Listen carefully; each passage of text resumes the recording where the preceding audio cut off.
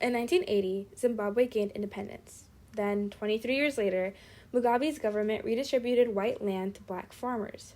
A drought had just passed, and the international community placed sanctions. The country is in a severe economic, political, and human rights crisis, but how did it get here? Hi, I'm Savannah, and I'm Ava. And today we will be briefly tackling this question. As complicated and nuanced as it is, we are arguing that there can be a clear or kind of jagged line drawn that connects John Locke to the 2003 crisis in Zimbabwe. And of course, the major connecting point is European colonization. Who would have thought? Throughout our discussion, we'll be referencing public information, but also engage in conversation with an expert on the topic, Edward Murambwa. For now, though, Ava, can you tell us a bit more about John Locke and what he got up to? Thanks, Savannah. Let's dive in.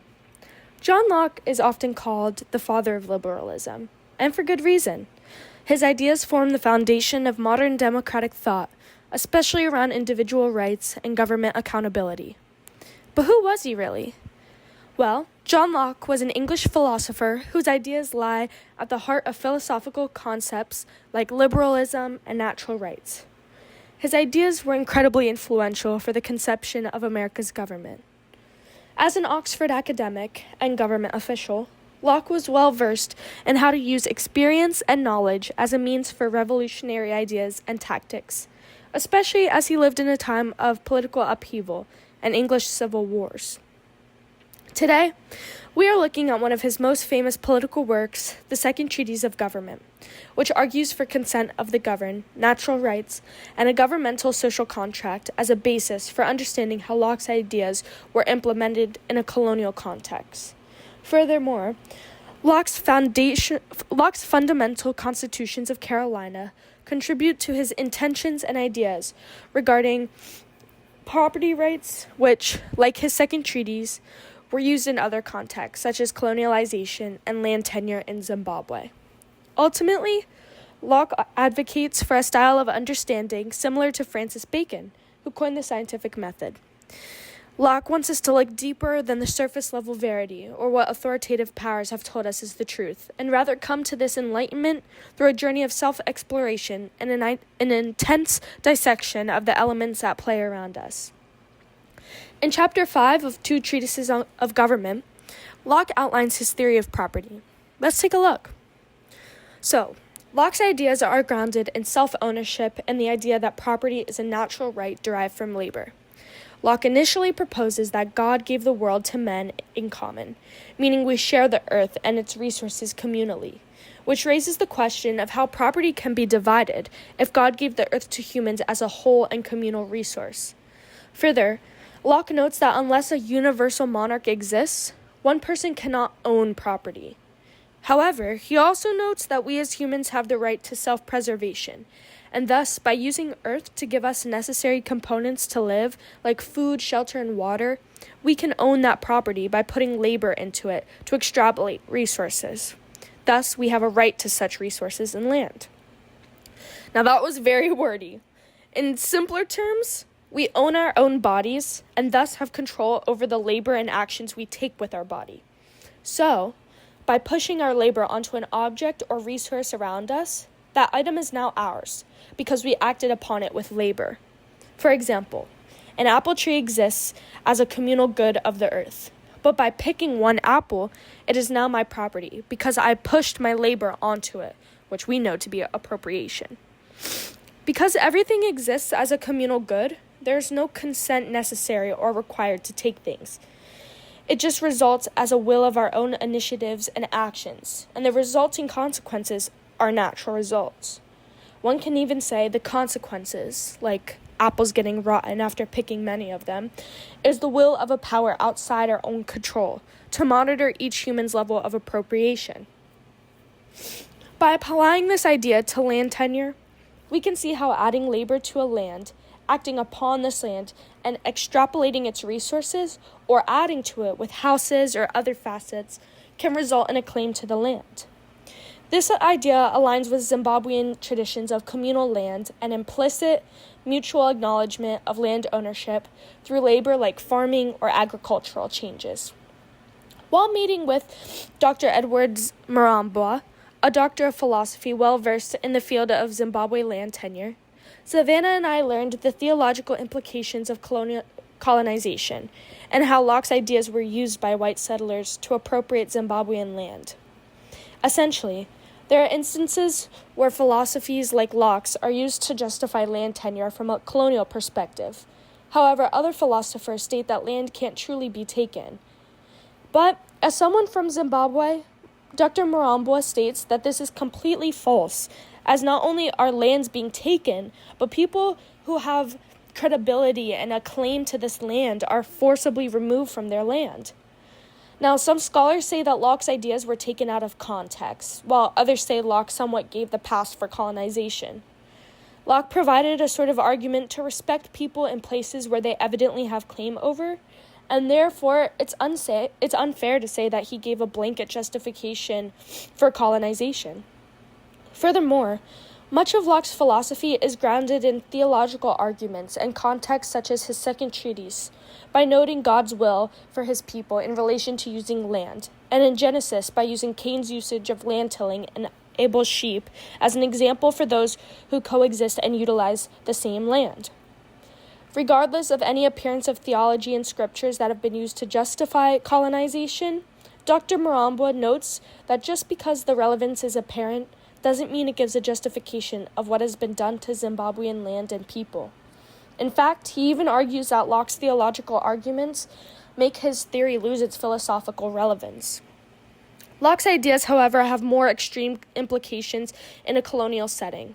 Let's pass it over to Savannah and hear more about Zimbabwe's history in relation to Locke's philosophy and in relation to land tenure laws in its entirety.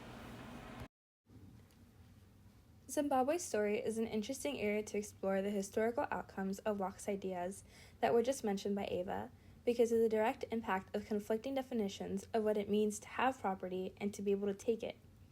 It's important to note as well that despite John Locke's ideas not being appropriate justification for colonization, obviously, his writings are echoed in the actions taken by the colonizers we will mention. Like any nation, there are multiple histories in Zimbabwe that predates our discussion, as the earliest archaeological evidence of human settlements in the area dates back around 100,000 years. Though to set our stage, in 1873, in the place of Zimbabwe was the Ndebele Kingdom, which at this point was a state at the height of their power under the rule of Lebengula. It was also in the late 1800s when European colonial powers increased their efforts to conquer the African continent. In the Berlin Conference of 1984 to 1985, major European powers negotiated and formalized their claims to territory in Africa, marking the climax of what is now known as the Scramble for Africa. In that room, there were representatives from the United States, the Ottoman Empire, and every European country apart from Switzerland. Here, the rules for conquest and partitioning of Africa were laid out.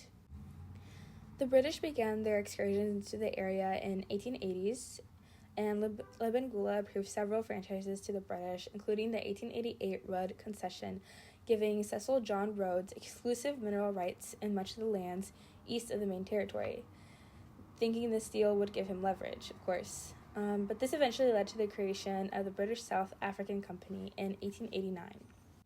It was between this time and 1894 that the settlers, the Ndebele Kingdom, and other indigenous groups were in constant fighting for reasons regarding both land ownership and rebellion.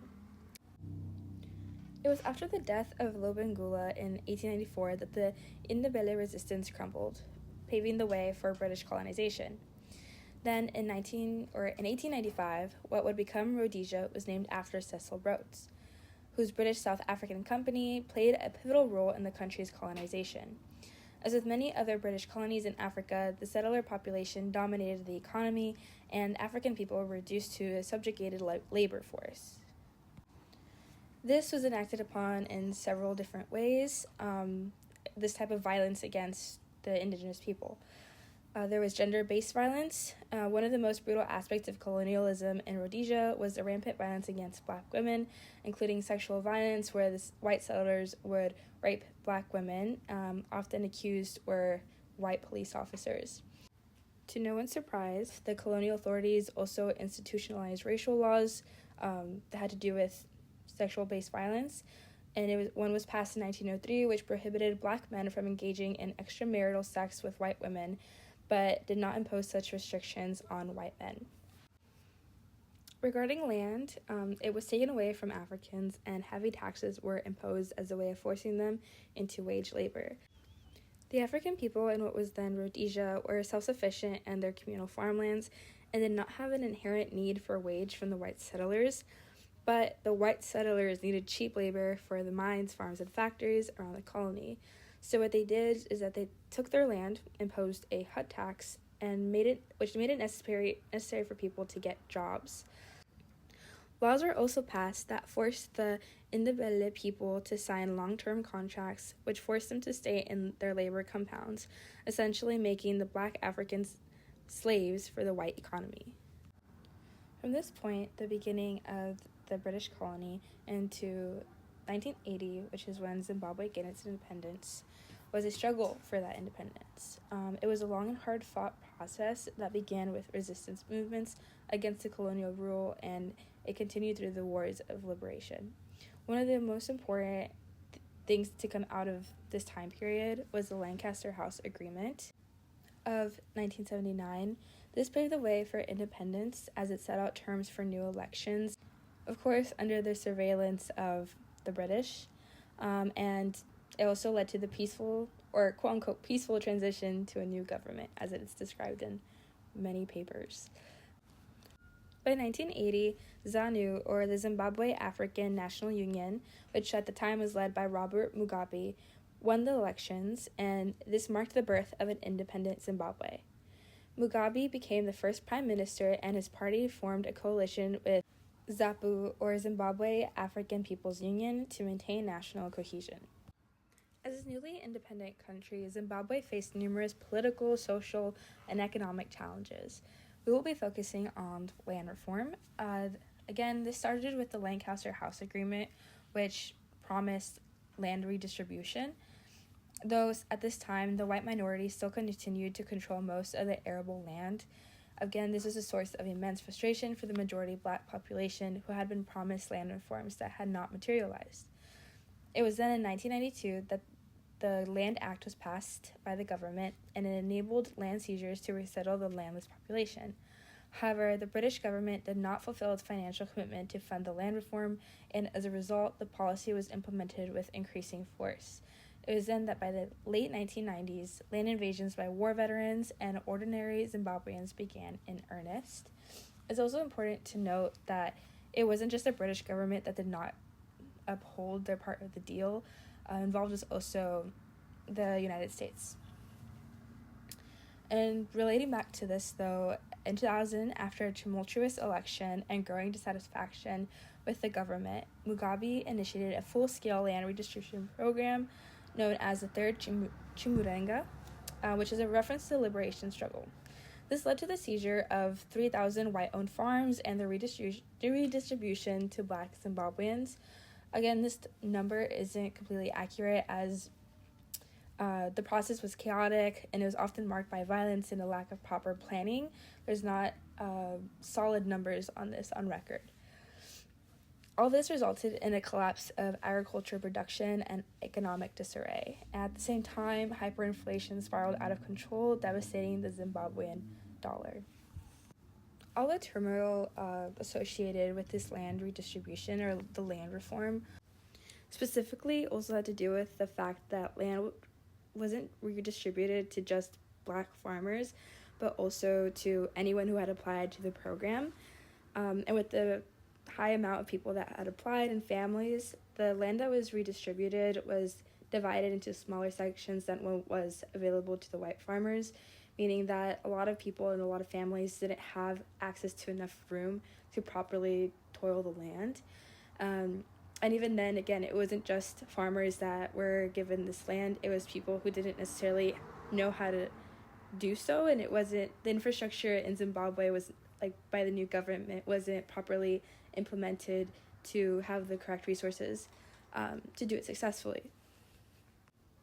Another thing that impacted this was the effect of a drought in the early 2000s when this was all going on, that obviously was making the situation even more difficult for these new farmers.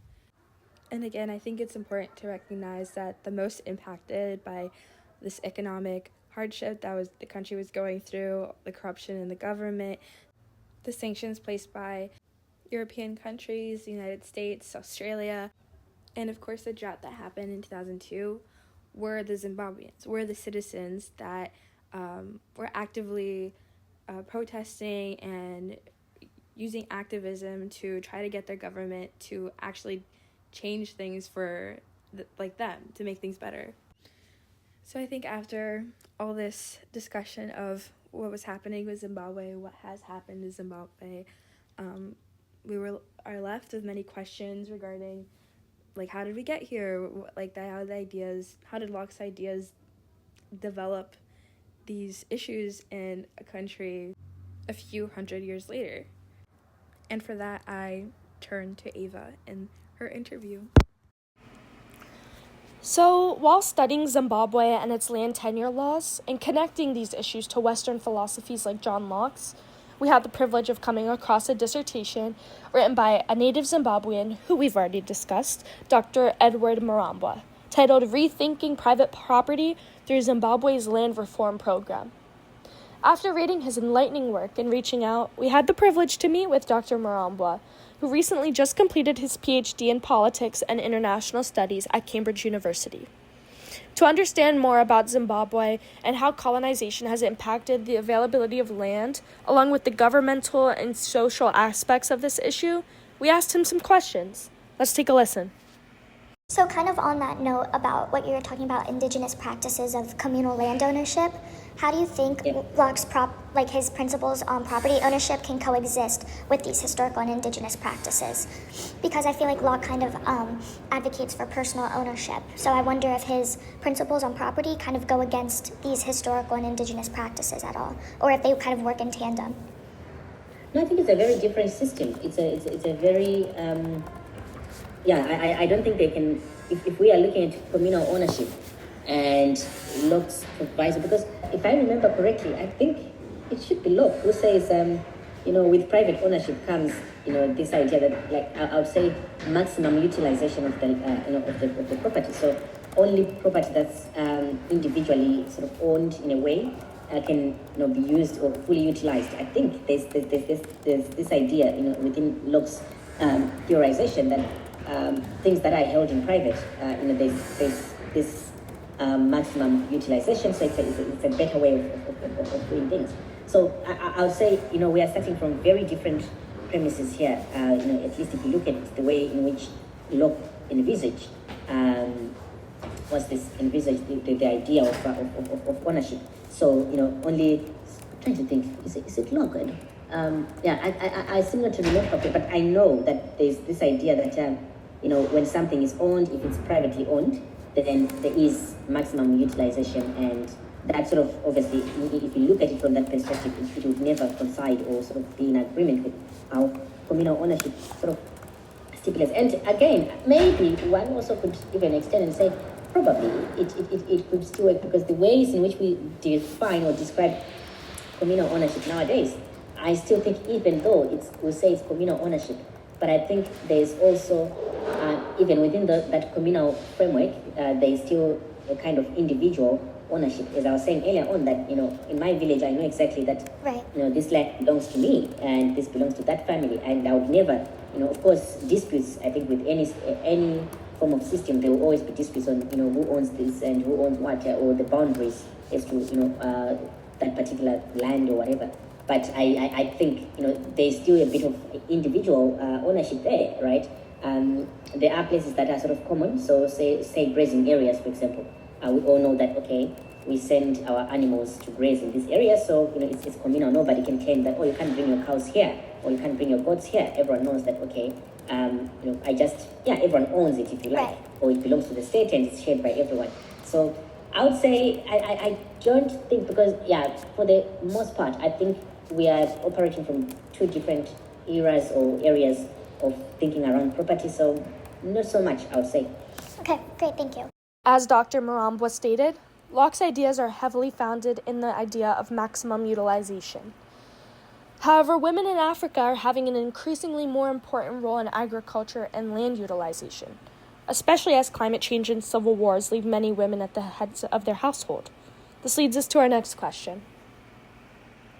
So I would say generally, and I think I'll be very honest here, I think land ownership for men is sort of like an automatic, should I say, ownership, right? So even in terms of inheritance, it's usually the male child that's thought to be, the one who will inherit, simply because I think, of course, things are changing, no doubt about that. It is, this idea that in some places or in some areas, women were left out, which was also a concern. But also in other areas, I would say everyone was left out because there's this narrative that land was given to people who are just close to the ruling elites. So Right. those were those are the people who had access to land, and that would also include people who so even women in those higher ranks also got the land. It really didn't matter whether you're a woman or you're a man. At least when depending on your access to power, really it didn't really matter. But if you are just an ordinary woman, then obviously I think your chances might have been limited. Some articles do point out to the, if you want, to the fact that fewer women were getting land.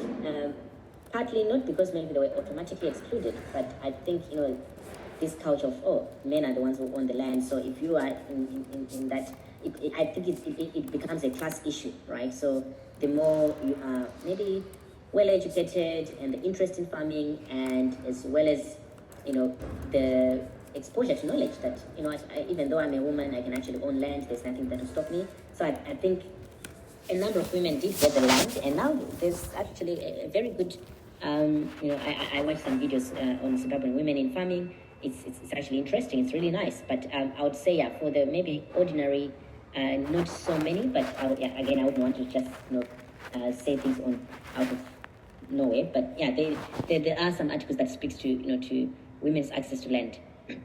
Great, thank you so much. That's interesting to focus more, it makes complete sense, but to focus more on class and privilege rather than gender in these kind of scenarios. Because I think even someone like me, who has got sort of no access to power, I could still apply, the measures are there to sort of say, it's equal access, so if we're both in Zimbabwe, we could both apply, but, and if we are not close to power, within that proximity, I would like to think it would just be difficult for both of us.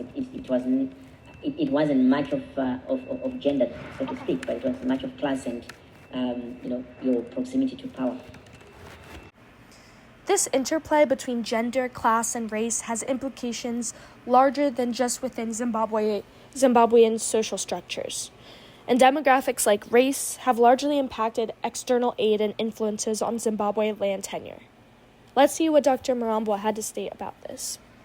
So, what would you say is the main reason that land reform in Zimbabwe was less supported internationally than other land reform movements? Oh, that's a very interesting question.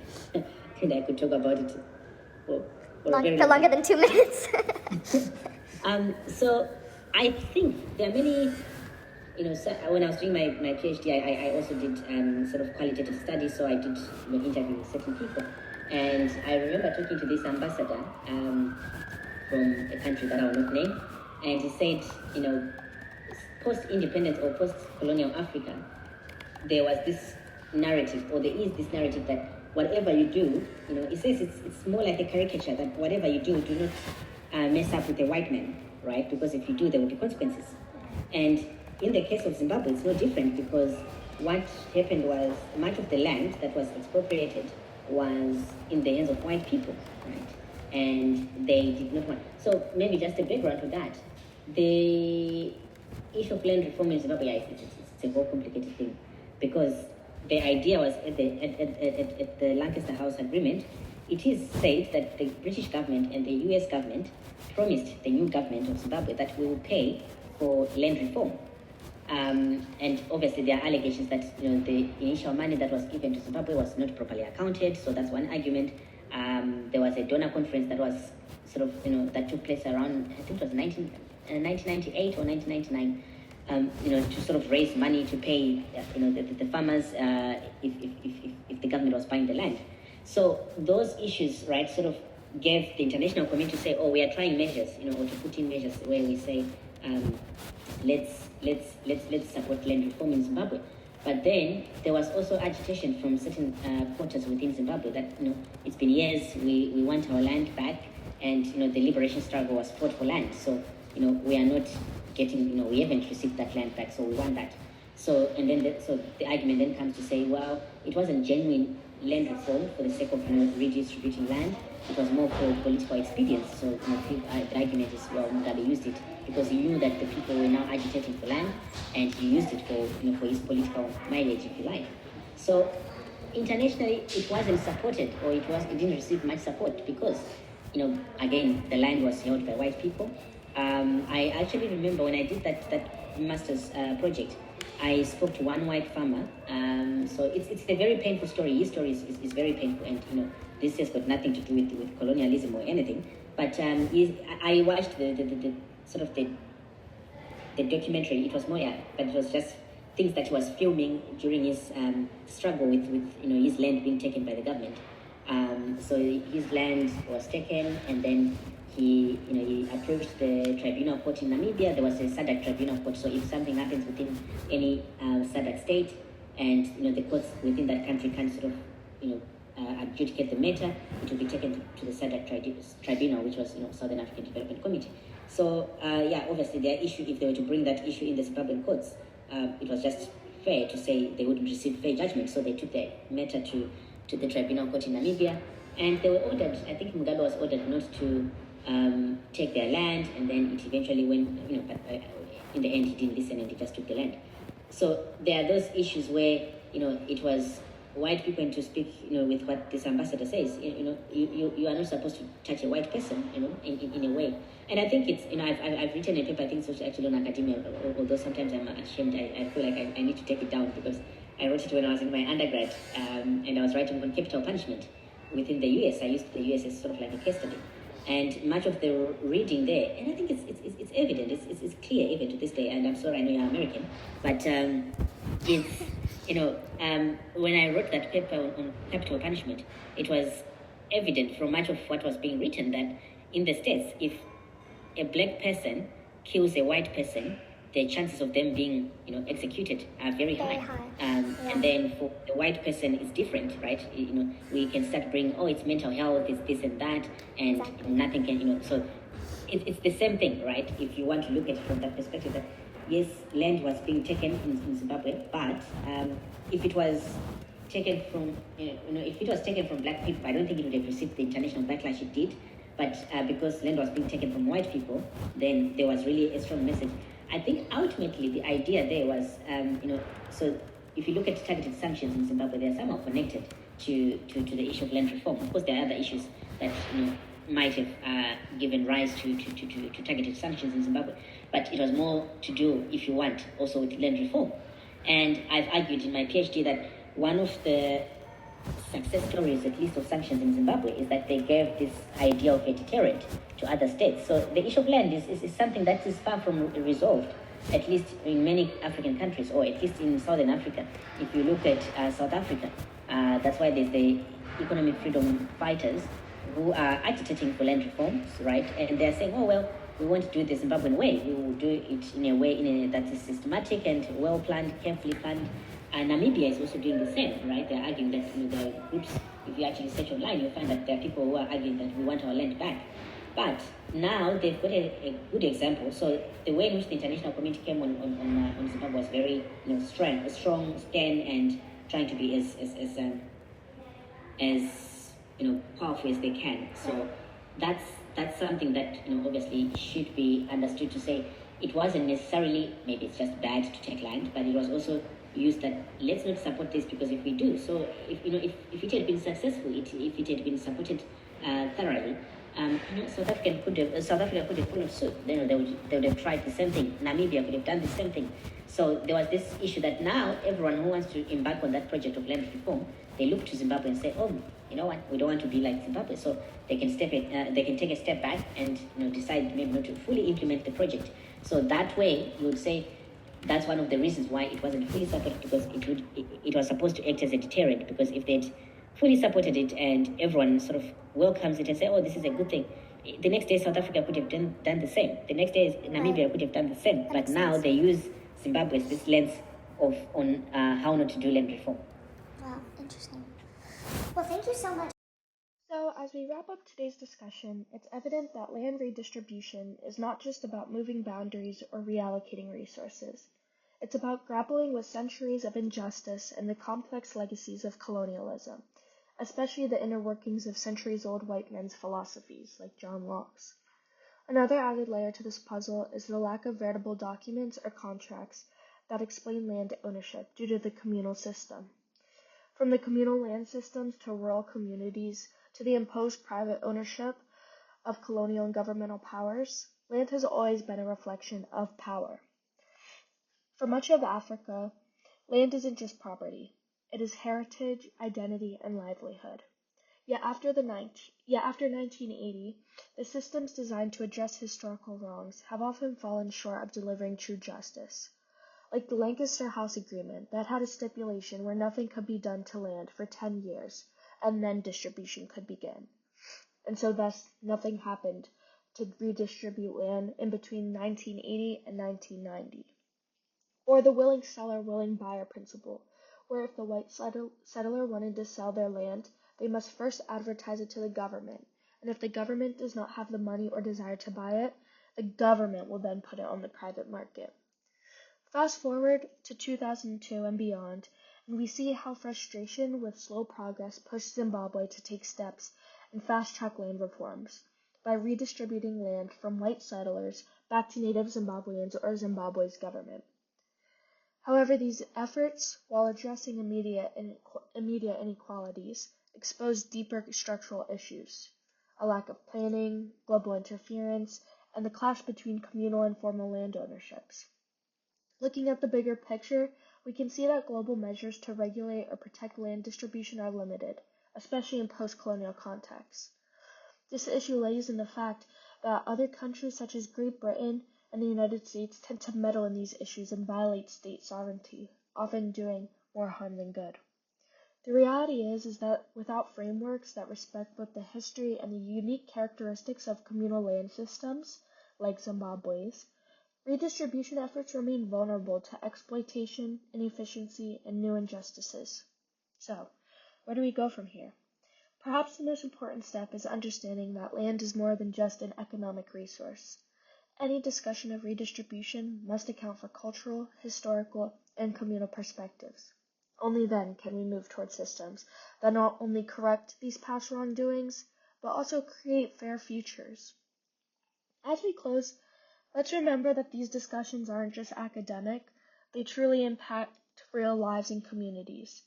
Land is where people grow their food, raise their families, and build their futures. And it's only through acknowledging these complexities and nuances that we can approach redistribution and decolonization in ways that are fair, sustainable, and just. Once again, this has been Savannah and Ava. And thank you for spending some time with us as we pondered some questions, and we hope that we have left you with more questions so you could continue the pondering after. Thank you.